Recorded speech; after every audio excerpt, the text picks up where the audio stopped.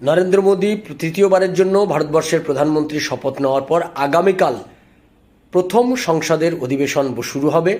আগামীকাল অর্থাৎ 24শে জুন থেকে 24শে জুন এবং 25শে জুন এই দুদিন ধরে সংসদের যারা সাংসদ, নবনির্বাচিত সাংসদ, তাদের শপথ গ্রহণ অনুষ্ঠান চলবে।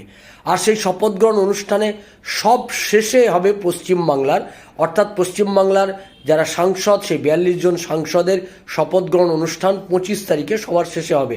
কিন্তু এক্ষেত্রে একটা জটিলতা তৈরি হয়েছে বসিরহাটের সাংসদ হাজী নুরুল ইসলামকে নিয়ে, যেটা শোনা যাচ্ছে সূত্র মারফত যে সম্ভবত বসিরহাটের সাংসদ হাজী নুরুল ইসলাম এই শপথ গ্রহণ অনুষ্ঠানে তাকে শপথ গ্রহণ নিতে তার আইনি সমস্যা হতে পারে, কারণ তার যে নির্বাচনী যে বৈধতা সেটা নিয়েই প্রশ্ন উঠেছে। ফলে সেক্ষেত্রে হাজী নুরুল ইসলাম 25 তারিখে তিনি সাংসদ হিসাবে শপথ নিতে পারেন কিনা এটাই দেখার বিষয়।